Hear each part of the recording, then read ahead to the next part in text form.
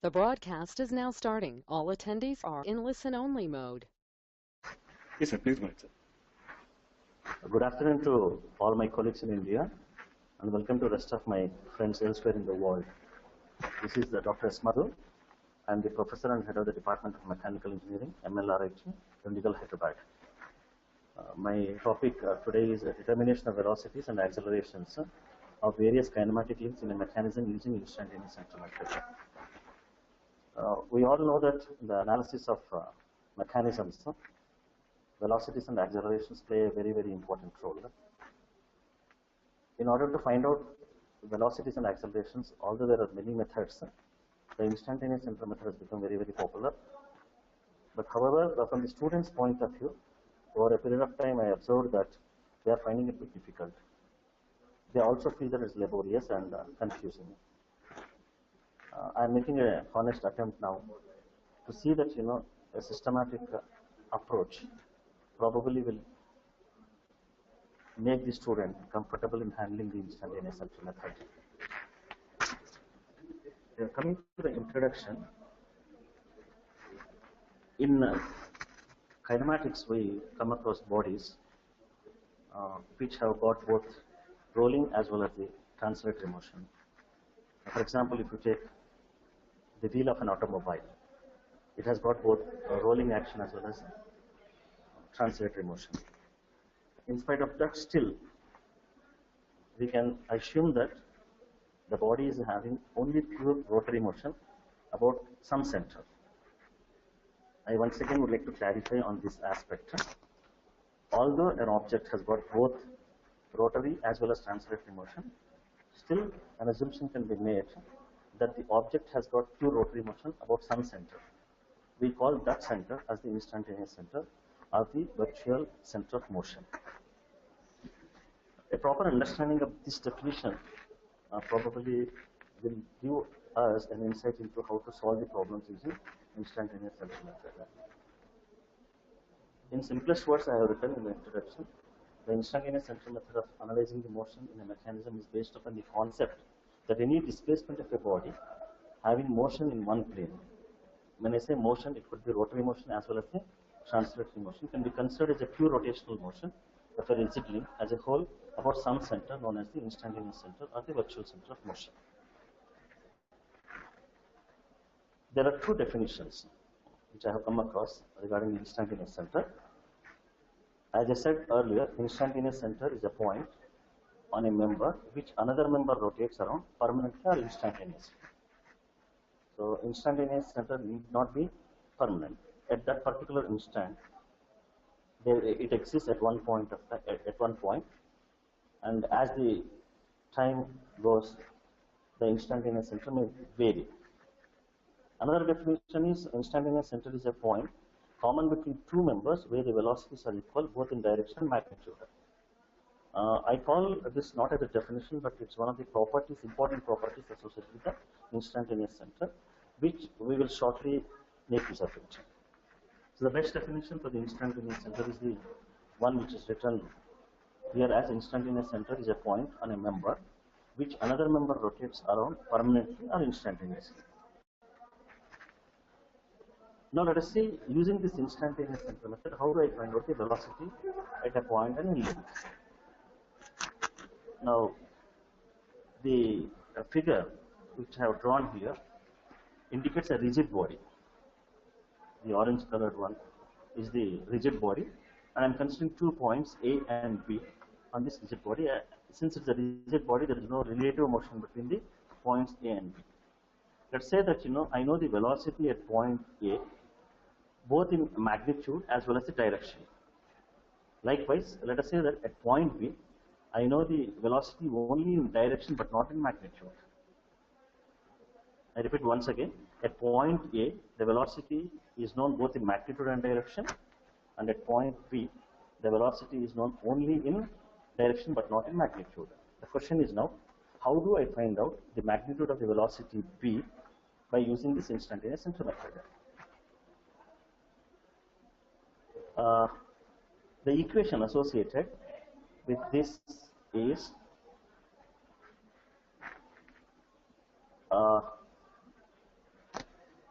in order to get the equation, what you need to do is draw a perpendicular to the direction of the known velocity, A perpendicular, and at point P, draw another perpendicular.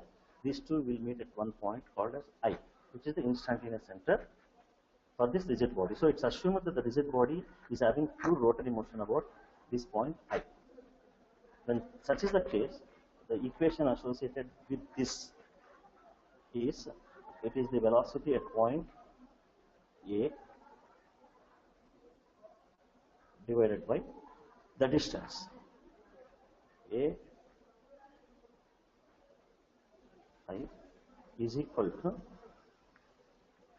velocity at point B divided by Bi,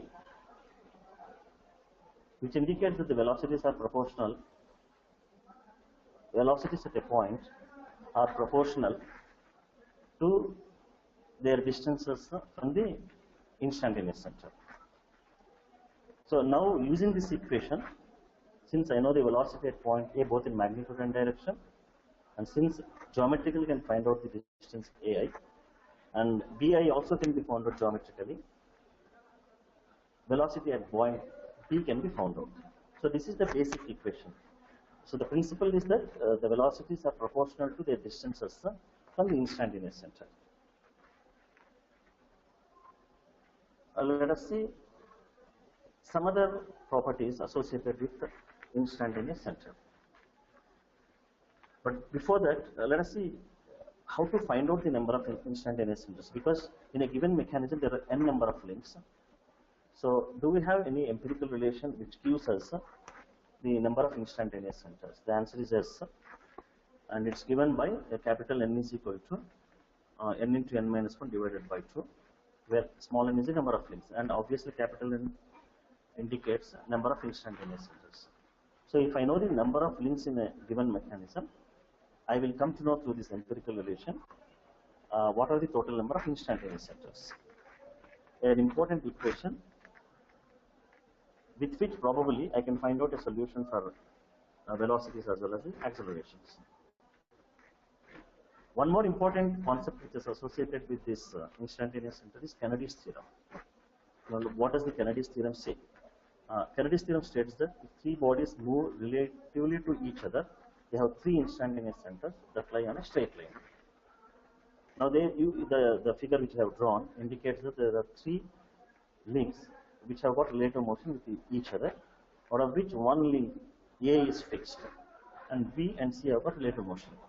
So as per Kennedy's theorem, there should be three instantaneous centers, like between link A and B there is one instantaneous center IAB, between A and C there is another instantaneous center IAC, and between B and C there is another instantaneous center IBC. Now probably the figure which I have drawn contradicts the Kennedy's theorem which I have just stated. According to this theorem, IAB, IAC and IBC, all three should lie in a straight line. Now if I go back to the definition of instantaneous center, the second statement says that instantaneous center is a point common between two members where the velocities are equal both in direction and magnitude. So at the instantaneous center, the velocities need to be equal both in direction and magnitude. But how did I get these things? If I assume IBC point lying on the link B, then the velocity is perpendicular to that. And if I assume the same point IBC lying on C, then the velocity is BC. So which is contradicting the one of the statements given in the definition. So at the instantaneous center, the velocity should be same both in magnitude and direction. That is the understanding. So when is it possible? Imagine that this point is slowly moving towards the line joining IAB and IAC. So as the point is moving towards the line joining IAB, IAC, obviously the angle between these two, which I am indicating here, reduces. And in course of time, when it comes here, when it is exactly lying on the line joining IAB, IAC, the two velocities which are indicated here become 1, and the direction also becomes 1. So at instantaneous center, there should not exist two velocities, but there should exist only one velocity, which is the same both in magnitude and direction. So this, with this contradictory diagram, we can prove that, the three velocities, the three instantaneous centers must lie in the same straight line. So once again, I repeat, Kennedy's theorem states that if three bodies move relative to each other, they have three instantaneous centers that lie on a straight line. And this is a very important theorem in the actual implementation of velocities and accelerations using the instantaneous center method. Now, what are the different types of do we have, first of all, the different types of instantaneous centers? The answer is clearly yes. We have three types. One is the fixed instantaneous center. Second one is the permanent instantaneous center, and the third one is neither fixed nor permanent instantaneous centers. Now, what is this fixed instantaneous center? Just to explain that,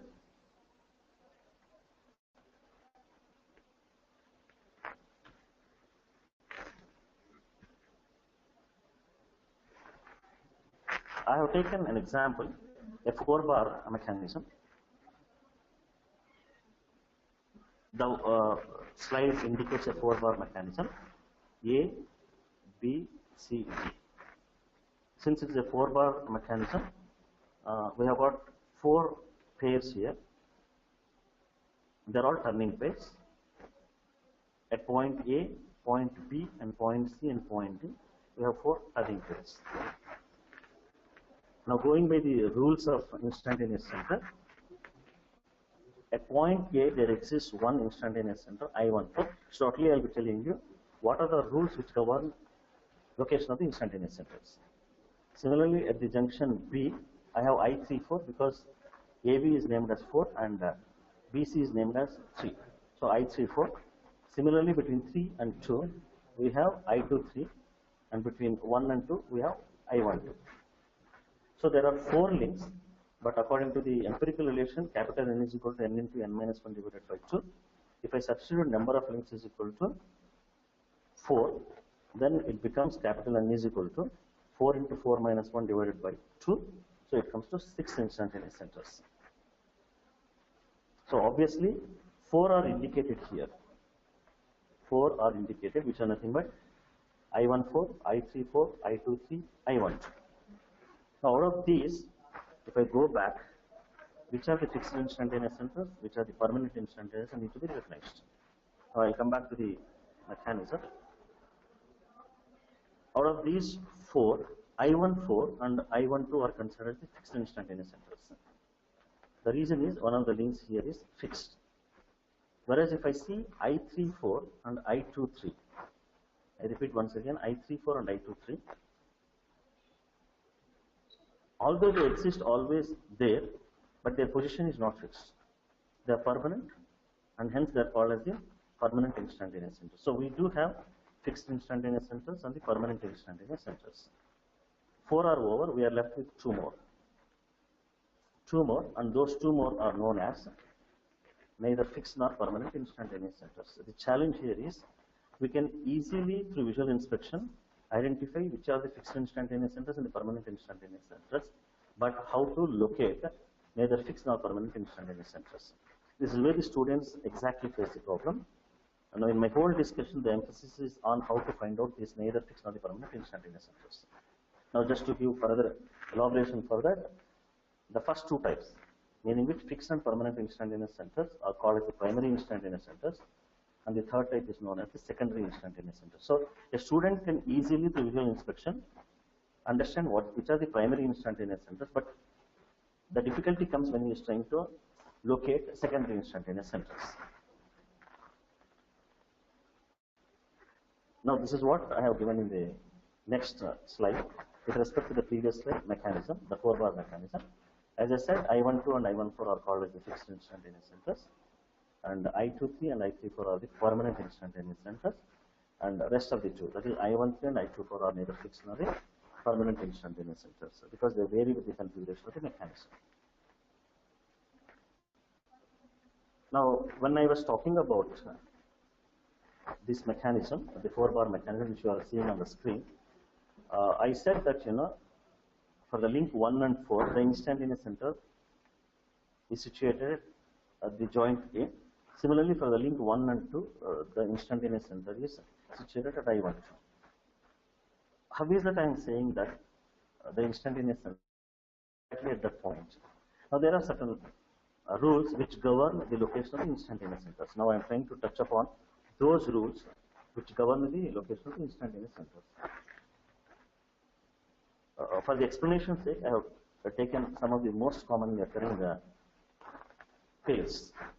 For example, link 1 and link 2, if they are connected by a pin joint, or if it is a turning pair, then the instantaneous center always lies at the joint. Now, if I assume this as the turning pair, the joint is this itself, and hence I12 is situated here.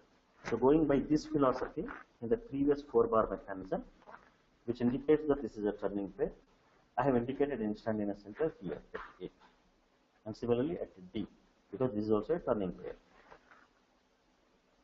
Likewise, if I take link 3 and link 2, once again, it is a turning pair, or it's a pin joint, and hence at the joint there lies one more instantaneous center, that is I23, and similarly I34.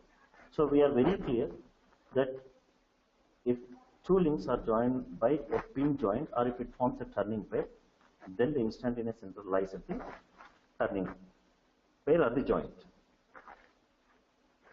Now, if you look at the second figure B, the one which I am showing by arrowhead, it's a rolling pair. You have a circular disc which is rolling on a flat surface. Now, when I say rolling, there is no slipping, it's a pure rolling.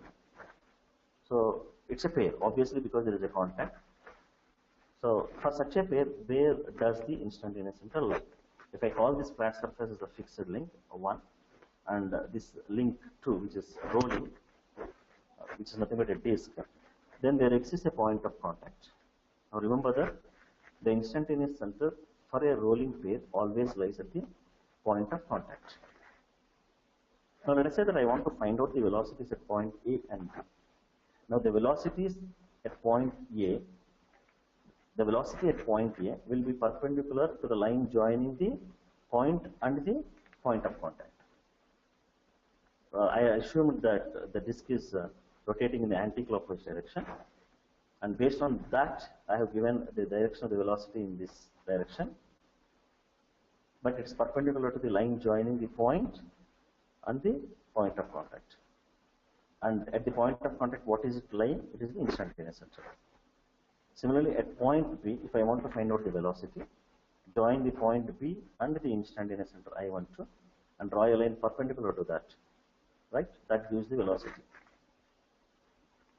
So the velocity is always perpendicular to the line joining the point of contact and the point. Nevertheless, it's very clear from this diagram B that for a rolling pair, at the point of contact, there exists always an instantaneous center. Now let's talk about the sliding pair. Now sliding pair, rest of the three, in fact, C, D, E, they all form a sliding pair with a slight difference in the configuration. If you look at the first configuration, that is C, link 1 is a flat surface which is fixed. On that there is a slider. Link 2 is a slider which is sliding. Where does the instantaneous center lie? Now for a sliding pair, always remember that the instantaneous center lies at infinity. So how do I indicate it? Suppose if I take a point A on the slider, I am just trying to indicate a normal. So on this normal to the surface of contact, the instantaneous center lies, but it is at infinity. Even if I take a point B, let's take point B. At point B, the instantaneous center lies at infinity because it's a sliding pair. Later on, we will see how exactly this can be applied to solve the problems. Now, this is a case wherein one of the fixed link is flat surface. If you look at D, the figure D, the surface is curved. It's concave, and if you observe carefully, this is a sliding block once again, it's a slider, and for such pair, sliding pair, the instantaneous center always lies at the center of curvature. Now this is the curvature. For this curvature you have center of curvature, and the rule says that the instantaneous center always lies at the center of curvature. Similarly, if you take the figure E, it's convex, and the slider is on the convex side. Once again, the same theory holds good. Convex surface also has got a curvature, and the instantaneous center for convex surface also lies at the center of curvature, I1. So if you want me to brief up once again the location of the instantaneous centers, number one is, whenever there is a turning pair, at the pin joint there exists an instantaneous center. Whenever there is a rolling pair, at the point of contact there exists an instantaneous center. Whenever there is a sliding pair, immaterial whether the surface is flat, concave or convex, the instantaneous center, in the case of a flat surface, lies at infinity, and in the case of convex and concave surfaces, it lies at the center of curvature. If a student can keep these fundamental rules clearly in his mind, he can solve any type of problems. Now the whole problem with the student is, although he understands this, when a problem is given, he is not able to apply clearly how to find out the instantaneous centers using these guidelines. Let us see how best we can train the student to get on. Now I have given a brief summary of locating the instantaneous centers, because until and unless I locate the instantaneous centers, I cannot get a solution for finding the velocities and the accelerations. So the first step is always, if a mechanism is given, to find out the number of instantaneous centers, which I have already shown for a 4-bar mechanism. Since the 4-bar mechanism has got 4 links, and the empirical relation says that capital N is equal to small n into n minus 1 divided by 2, I get 6 instantaneous centers. Suppose if it has got 6 links, 6 into 6 minus 1 divided by 2. So 6 minus 1, 5, 6 into 5, 30, it is 30 multiplied by, divided by 2, it's 50. So for a simple mechanism like 4-bar mechanism, probably finding out the instantaneous centers becomes easier. But as the number of links increases, since the instantaneous centers also increase, the complexity of the problem increases. A student has to clearly understand, in order to locate, for example, for a 6-bar mechanism, all the instantaneous centers, he should have the proper guidelines, which I have already discussed. Second one is locate the fixed and permanent centers by inspection. When I say inspection, it's the visual inspection. The student should clearly understand what is fixed and permanent instantaneous centers, and visually he should be in a position to identify, yes, these are the fixed and these are the permanent instantaneous centers. Then he also should understand, apart from this fixed and permanent, we also have another category which is neither fixed nor the permanent centers. This is possible through Kennedy's theorem, and practically how it is that we are implementing the Kennedy's theorem, that is by drawing a circle diagram. What is a circle diagram? I will be shortly explaining it. Now on the circle diagram, we will indicate the points which represent the number of links, and then the instantaneous centers which are known are joined by 6 solid lines, and the ones which are not known, usually neither fixed nor the permanent, are indicated by dotted lines. And now probably if I tell it theoretically, you may not be able to understand. Let me see, like how best I can take an example and then explain it. Clearly, once again, I am talking about a 4-bar mechanism.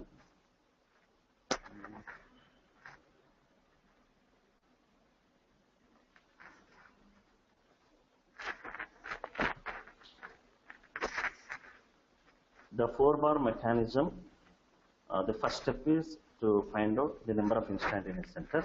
Excuse me 1 minute.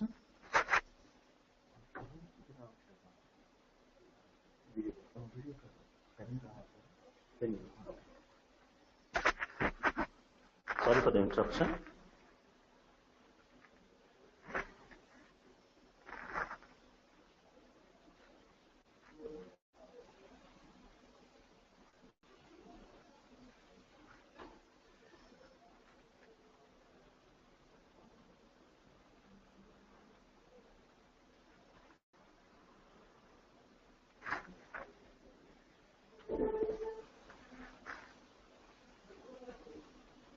I am trying to find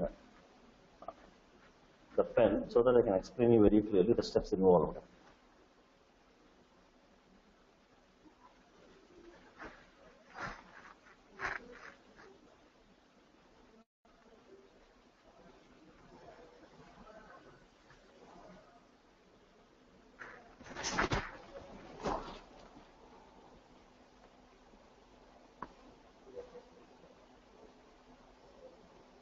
Excuse me for the little inconvenience. We are trying to sort out the problem.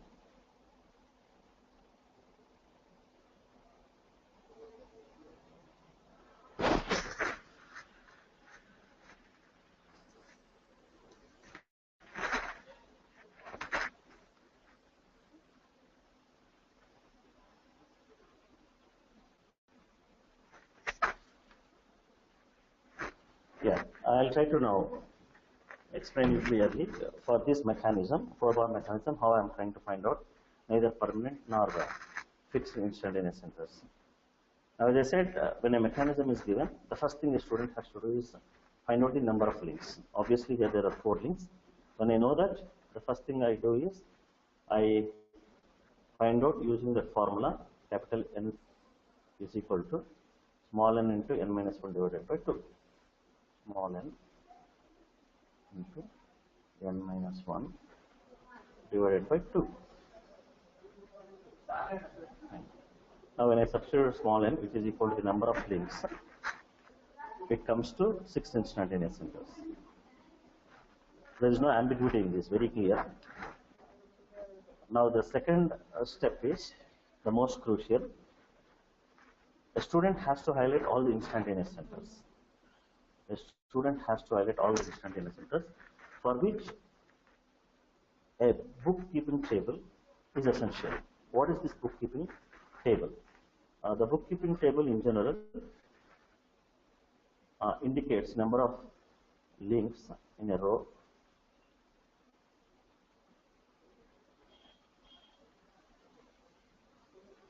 links.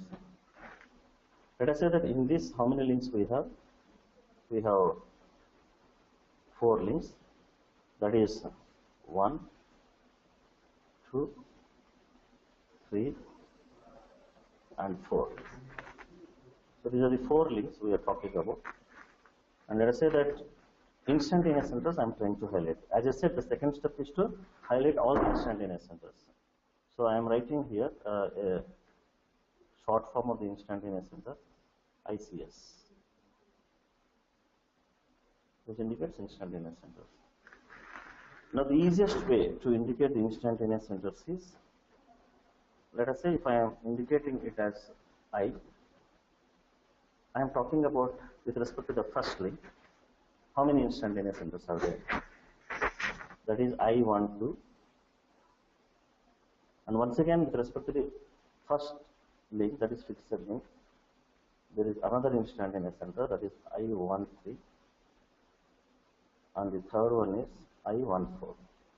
So, probably this method of writing the instantaneous centers in a sequence will ease the confusion state of the student. What I did is, I have taken the first link, the first number indicates, I indicates the instantaneous center, 1, and 1, 2, that is 1, 2, 1, 3, and 1, 4. Obviously, there is no fifth link. Similarly, when I am talking about the second instantaneous center, the second column, it is I, 2, 3, and then this is I, 2, 4. The same philosophy I have followed here. When I am writing here I, 1, 2, when I am writing I, 2, 3 it is, and then I, 2, 4. Similarly, when I am talking about the next instantaneous center, it is I, 3, 4. So, probably 1 or 2 exercises, a student might find it difficult, but over a period of time, when he solves too many problems, it eases tension. So, when I follow that particular methodology, we came to know that there are 6 instantaneous centers. That's what the first step indicates. The first step indicates only the number, but the second step indicates the total number of instantaneous centers and what are they. Like I12, I13, I14, I23, I24, and I34. Since it's a 4-bar mechanism, it's simple. But as I said, if it's a 6-bar mechanism, there are 15 instantaneous centers. Now, after writing this bookkeeping table, the next thing the student is supposed to do is, through visual inspection, when I say visual inspection, he has to go to the configuration diagram, and from that he has to find out which are the fixed and the permanent instantaneous centers. Now, for a 4-bar mechanism, as we have seen earlier, I14 and I12 are the fixed instantaneous centers. If you recollect what I have said about the fixed instantaneous centers, they are fixed in nature. That's what is through the visual, because one of the link is fixed. So I14, meaning which I can easily find out what is I14. I'm highlighting it. This highlighter indicates that I know where the instantaneous center I14 exists. Similarly, I12 also I know where it exists in the configuration diagram. I23 and I34, which are which are permanent instantaneous centers. I23 are also known. I can locate at a given instance of time. So I23 is known, and I34 are known. If a student can find these fixed instantaneous centers and the permanent instantaneous centers, half the problem is over.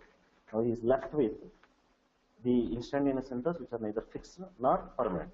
Now obviously there are two things that left, two instantaneous centers left, which are not circled. So they come under neither permanent nor fixed instantaneous centers.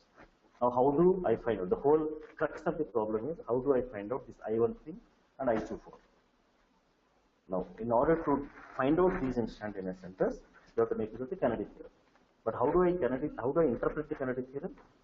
Practically, it is through a circle diagram. So I am implementing the Kennedy theorem through circle diagram. Then what is the circle diagram? I'll briefly explain what is the circle diagram. Now, on the slide, if you look at the second diagram, it indicates the circle diagram. But how did I get the circle diagram? Draw a circle of any radius, and on the circumference of this circle, indicate the points which are equal to the number of links. What do I mean by that? For a given 4-bar mechanism, how many links are there? 4 links are there. And I am indicating 4 links by points on the circumference of a circle. That is 1, 2, 3, 4. Fine. I have indicated 1, 2, 3, 4. The next thing what I am supposed to do is, I need to join the points by a thick solid line such that they indicate the known instantaneous centers. Known instantaneous centers, the one which I have circled here. For example, if I know the instantaneous center I12, I need to join the points 1 and 2 by a thick line and indicate on that this one, which means that it is I12. The instantaneous center is known here. Similarly, I23 is known to me. I am joining by a thick solid line. So second instantaneous center is known. Similarly, I34, which I have indicated, circle indicates that it's known. So obviously I have to indicate by a thick line. I34, and similarly I41. That is it's obvious that I14 is equal to I41. So the 4 instantaneous centers which are known are indicated by thick lines. Now the question is I13, which is not known still for the student. So how do I find out I12? Now in the circle diagram, what you need to do is join the points 1 and 3, 1 and 3 such that the line forms 2 adjacent triangles. Now in order to differentiate from the known and unknown, we need to join the points 1 and 3 by dotted lines. This is what I have done, by dotted lines. Now obviously this forms 2 adjacent triangles, 1, 2, 3 and 1, 4, 3. Now how do I interpret it? Let me show you clearly how do I interpret it. So I am talking about I13, I13, the instantaneous center I13 is obtained by joining the lines I12, I23 I23 and I14, I14, I43, I43. Now how do I do it? I13,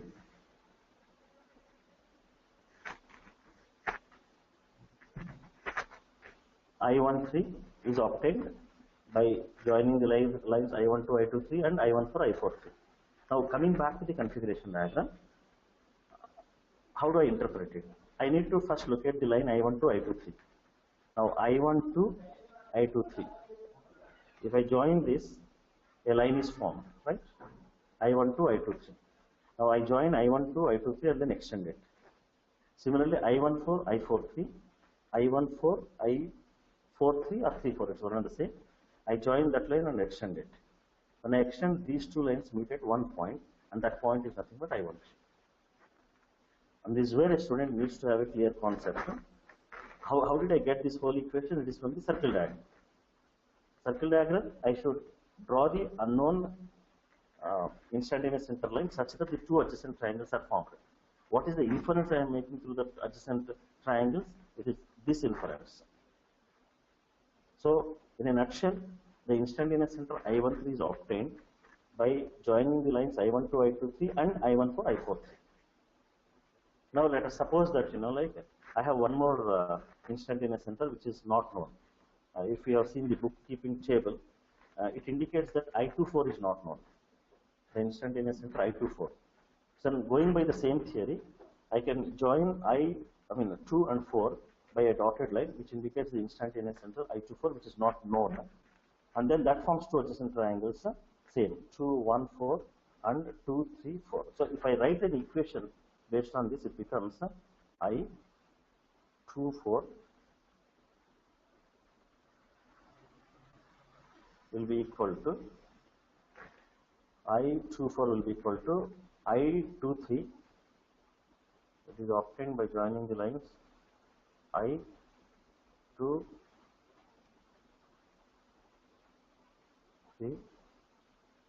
I43,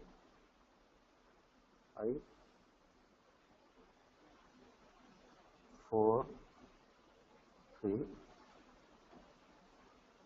This is one line. I23, I43 will form one line, and then I12, I12, 2, 4, I12, and I14, I14.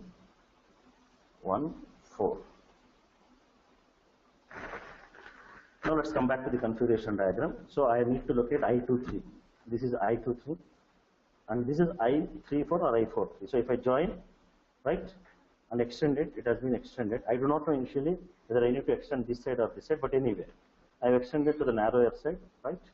And then I12 and I14, I12 and I14, but the two lines should meet. So obviously I would extend backwards, and if I extend it, it meets here. So I24 is known now.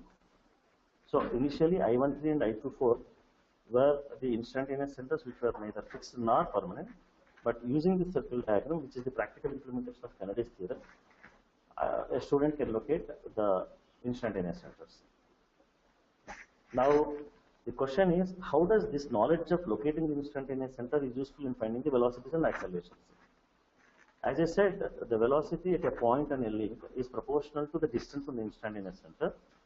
Right? Suppose if I know the velocity of this link 4, let us say, I know the velocity of a link 4.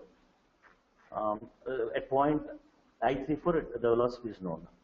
Now, if I want to find out the velocity at some other point, then using the same equation, which is nothing but, suppose if it is a velocity at 3, 4, let us say, divided by this distance, I34, I13. I34, I13. Now, how is that I am getting the distance I34, I13? That is through the geometrical construction. So that is the whole essence of the instantaneous center method. You are finding the instantaneous centers using the circle diagram, and then you are measuring these distances. Now let us say I want to find out the velocity at I23. So velocity at velocity at this point I wanted to find out. So, okay, and this will be proportional to this distance, I13, I22. So I can find out this distance using the geometrical construction. So which are the meaning which is the unknown quantity? V34 is known because I know the angular speed of the link 4. I can find out V34. I can find the distance by locating the instantaneous center, this distance. Similarly, here also I can find in the denominator the distance. The only unknown quantity will be velocity. And obviously, what is this? This indicates that this is the angular velocity. This is nothing but angular velocity. Title clearly says that determination of velocities and the acceleration. Sorry, this is a velocity, and then I can find out from this the accelerations also. So going step by doing the procedure step by step, probably even if the mechanism comprises of 6 links, I think students should not have any problem in dealing with getting the solution. See, I would like to take one more example before I conclude. This is another 4-bar mechanism, but the only difference is in the previous case we have got 4 turning pairs, but we have here 3 turning pairs and 1 sliding pair. The moment a student thinks of a sliding pair, he should go back to the rules associated with the locating of the instantaneous centers. One of the rules says that, I am just going back to recollect the rules. One of the rules says that if there is a sliding pair, the instantaneous center lies at infinity. So obviously, if you look here, if you look at this figure, there is one sliding pair. So for this sliding pair, the instantaneous center lies at infinity. Now, the beauty of the instantaneous center lying at infinity is that it can be shifted to wherever it is required, meaning which the same line can be drawn here, or it can be drawn here, or it can be drawn here. I'll try to explain once again this diagram through the circle diagram, so that you will understand clearly what I meant by shifting of this line, shifting of this instantaneous center at infinity to different locations. Fine. 4 links, one which is the fixed link, second link which is the crank, and third link which is the connecting rod, and the fourth link which is the slider. Fine. Now I know the velocity of the crank, let us say. When I know the velocity of the crank, I know the velocity at point B. Now when I know the velocity at point B, let us say I want to know the linear velocity of the slider. The only information input which is given to a student is the angular velocity of the crank, and he has been asked to find out the linear velocity of the slider. Now, the same procedure, if I repeat it, how many number of instantaneous centers are there for this? Once again, 6. Because there are 4 links, so 6 instantaneous centers, out of which I12 is the fixed instantaneous center, then I23 is permanent instantaneous center, and I14 and I34 is once again a permanent instantaneous center, and I14, which is situated at infinity, is once again a fixed instantaneous center. So out of 6 instantaneous centers, if you look at this diagram, once again 4 instantaneous centers are known, and the unknown instantaneous centers, once again through the bookkeeping table, we will come to know that they are I13 and I24. I repeat once again, through the bookkeeping table which I have just indicated, a student will come to know that I13 and I24 are unknown instantaneous centers. Once again, I have to locate them, for which again a circle diagram is drawn. On the circumference of the circle diagram, points are indicated which indicate the number of links, that is 1, 2, 3, 4. Again, known instantaneous centers are joined by thick lines, right? I12 is known, I23 is known, I34 is known, I14 is known, but where is I14? It is at infinity. Now, which are not known? I13 is not known, so I join I1 and 3, I13 is not known. forming two adjacent triangles, right? So I12, I23, I12, I23. If I join them, I get a line, and if I extend it, it goes, and then I43 is here, and I14 is at infinity. So if I join them, I will get a straight line. Now this straight line will intersect this straight line at one point, which is nothing but I13. Similarly, I24, join 24, I23, I34, I23, I34, join that and extend it, and I14, I43, I12, I12, this is I12, and then I43, since it is here, but since it is lying at infinity, it can be drawn through the I12. So when I draw this, and when I extend this, this means, and this is nothing but I24. So how did I obtain I24? I24 is obtained by joining the line I23, I43, I12, and I14. So that's how we know I13 and I24 are known. And now if I know the velocity at point B, I can find out the velocity of A. Velocity of A is nothing but the velocity of the slider. That's what is given in the problem. So that way, through a systematic approach, by thoroughly understanding what is instantaneous center, what are the various properties associated with the instantaneous center, what are the rules which govern the location of the instantaneous centers, and by following the Kennedy's practical implementation through the circle diagram, the student will find it very easy to determine the velocities and accelerations at various points for a given mechanism. Thank you very much.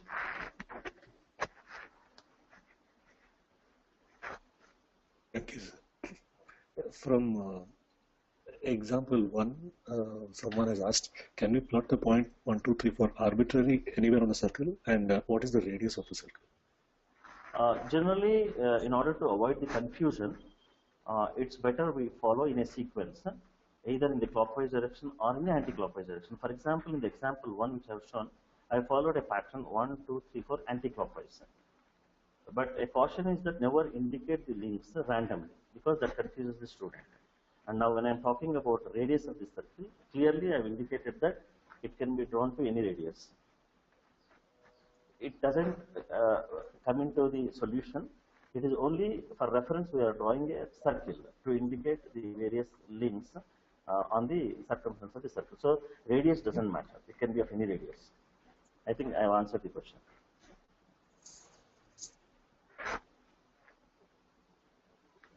Audience can send their questions to us by the chat window.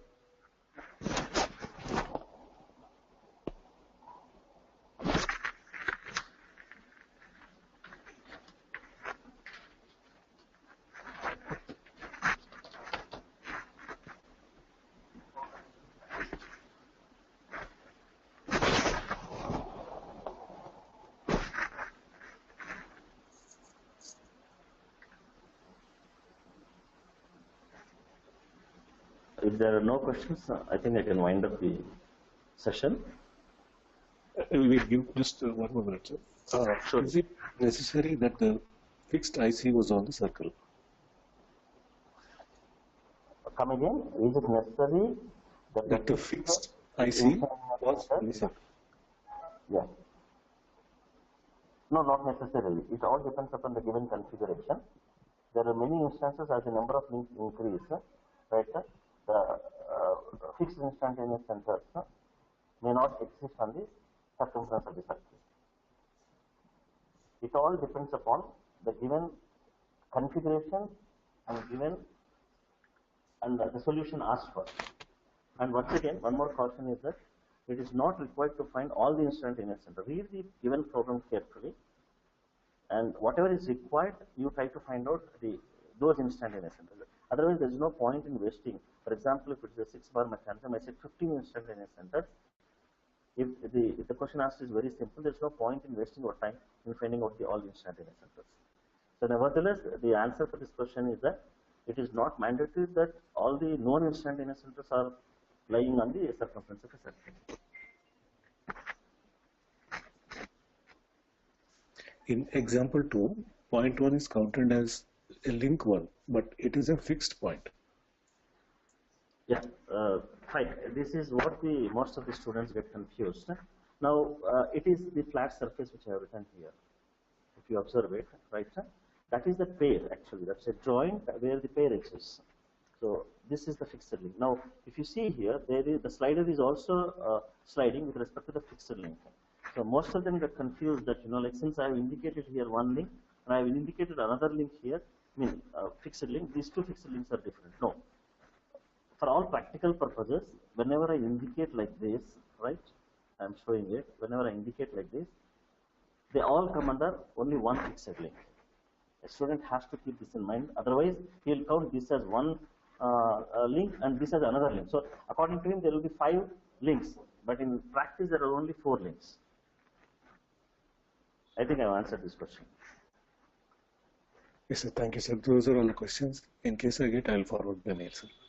Thank you so much, sir. Thank you, and thanks to all my colleagues and my friends elsewhere in the world. Have a good time. Thank you very much.